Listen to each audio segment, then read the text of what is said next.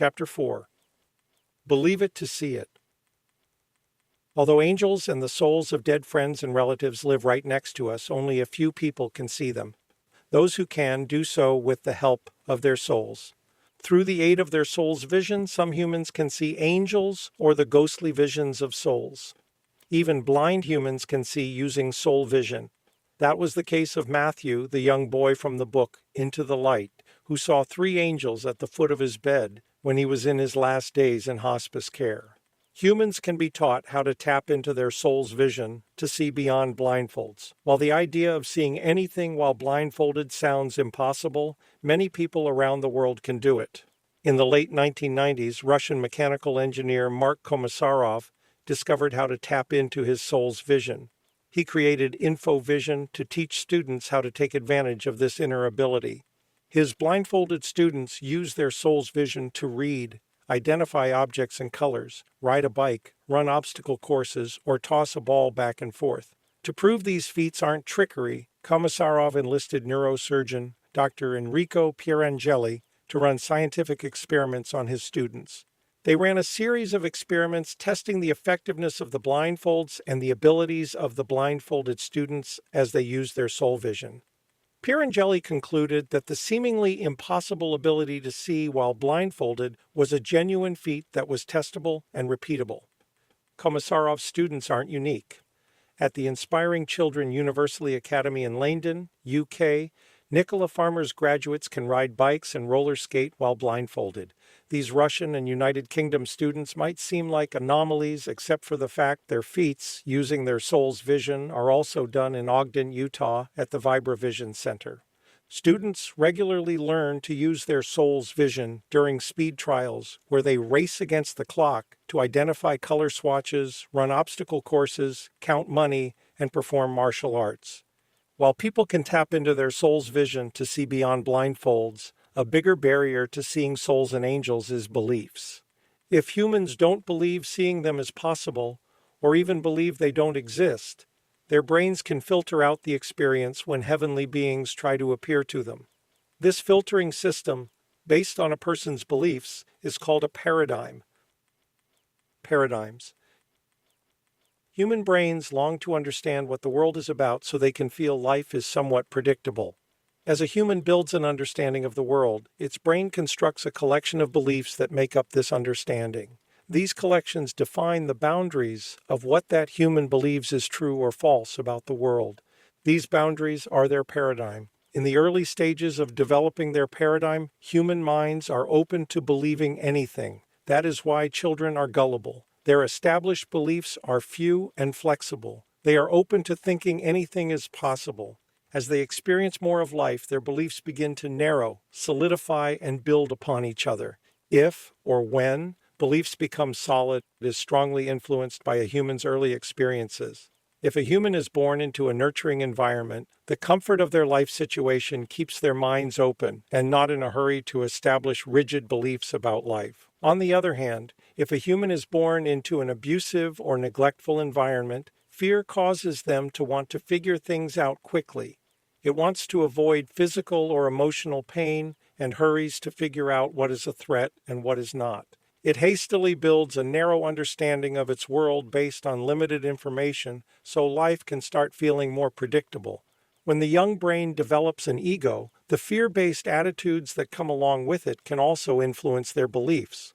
Open-minded humans aren't as affected by egos, whereas close-minded people let their ego's fear build a strong wall around their beliefs that resists new ideas. Once a paradigm becomes solid, it effectively filters a human's reality, so only information that supports its beliefs will be recognized and acknowledged by the brain. This selective filtering is described as confirmation bias because it is biased toward only accepting new information that confirms or validates existing beliefs. People reading this book are using their paradigm filtering system to decide what they will accept as truth and what they will disregard as false. Each reader will absorb the information in this book differently based on their paradigm. In a video entitled The Business of Paradigms, Joel Barker does an experiment to demonstrate the effectiveness of paradigm filtering. In his experiment, Barker uses 8 playing cards. He chose these because most people are familiar with these, as ones used for poker games and magic tricks. Barker shows viewers each card for about a 1/30th of a second, plenty of time for the card to register in the human brain. He asks viewers to silently identify the cards as they are shown. After showing the 8 cards, he repeats the experiment. The second time he shows the cards at about 1/15th of a second. Then he runs the experiment one more time, slowly showing each card for about 1/7 of a second. After showing the cards 3 times, he asks viewers if they saw anything strange about the playing cards. Then he reveals that the second card shown was a spade, but it was red, not black. The 5th card was a heart, but it was black, not red. And the last card was another red spade.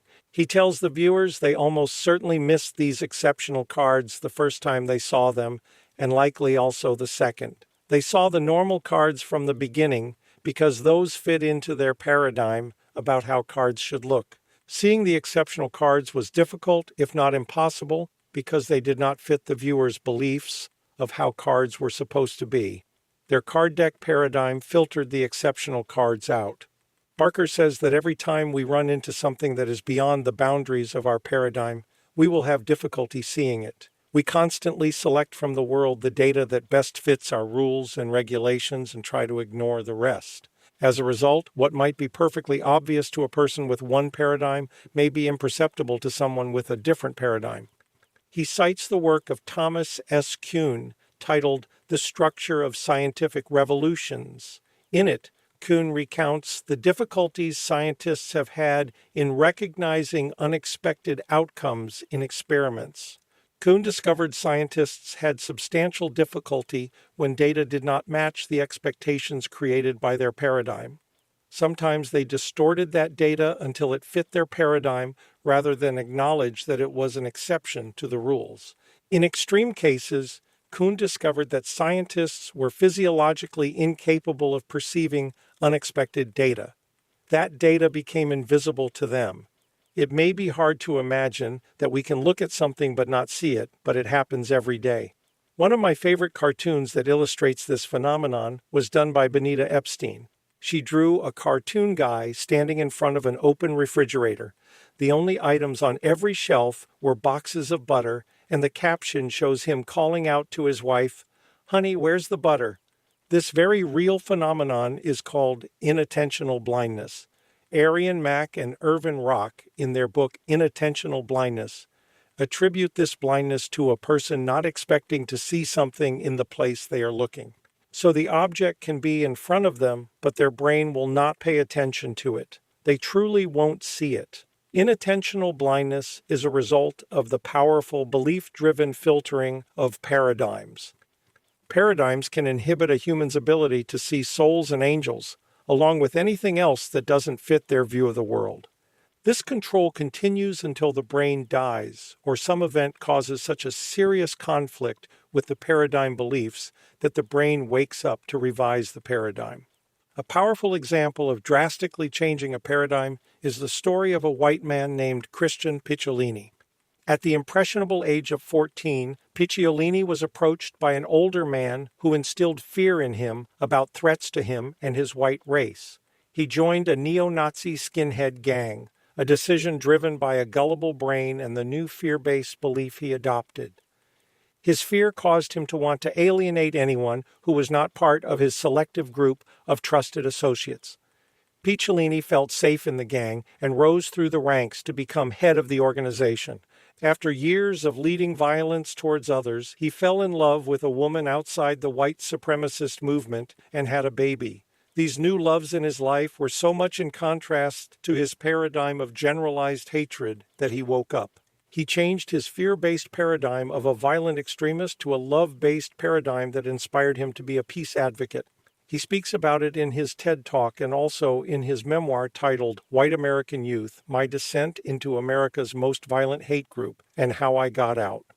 Picciolini's journey is unusual because most brains don't like to rethink their beliefs. Once they make generalizations about the world, they are content to let the paradigm filter out contradictions. To see the world clearly and avoid prejudice, it is a good practice to constantly reconsider beliefs that were likely formed during immature or naive times in your life. Placebo effect. Beliefs are powerful. They not only hinder our humans from seeing a visual reality like souls or angels, but they can change our humans' physical reality as well. In his book, The Biology of Belief, Bruce H. Lipton, PhD, explains that beliefs generate energy that can miraculously influence the body's physiology to heal. He encourages scientists who have been trained to dismiss healing anomalies to embrace them instead.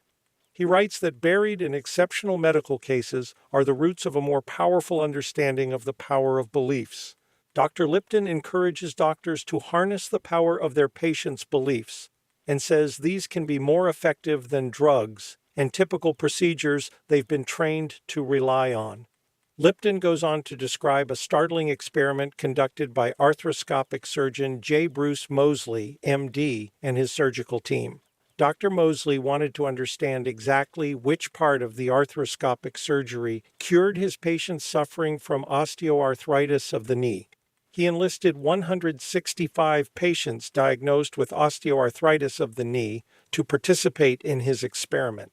Typically, the surgical solution for such a condition involves small incisions to allow a small tube with a camera and light to enter the knee area. The surgeon then removes damaged cartilage or bone from the knee joint. Specialized tools remove loose materials in the knee joint and smooth the surface of the knee. Another surgical procedure option only washes the knee cavity with a saline solution, but doesn't scrape or smooth any of the knee joints.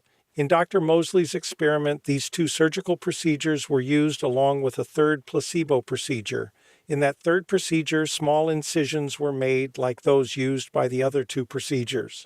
However, only a simulated treatment was conducted and no instruments were inserted into the knee cavity. The patients participating in the experiment were not told which procedure they received, nor were the physical therapists who helped the patients after the surgery. For 24 months afterward, patients self-reported scores to indicate pain and function of their knee. Dr. Moseley discovered the outcomes after actual surgical procedures were no better than those after a placebo procedure. He admitted being a skeptic about the placebo effect until he saw these results. The BBC created a documentary about Dr. Moseley's experiment and interviewed Eutimio Perez 7 years after he received the placebo procedure. Perez talked about the before and after. He explained that before the procedure, the pain was unbearable and kept him from doing anything like playing basketball or dancing. After unknowingly undergoing the placebo procedure, he said dancing was no longer a problem. He was shocked when he eventually learned his procedure was the placebo one, but his knee problems never returned. The interviewer asked what he would attribute to his cure, knowing what he knows now. Perez admitted, "It was my mind that cured the problem." Beliefs can be the greatest hindrance or help in allowing us to experience all of life. When our humans open up their belief paradigms and partner with their souls, they can have all kinds of miraculous experiences like physical healing and seeing heavenly beings.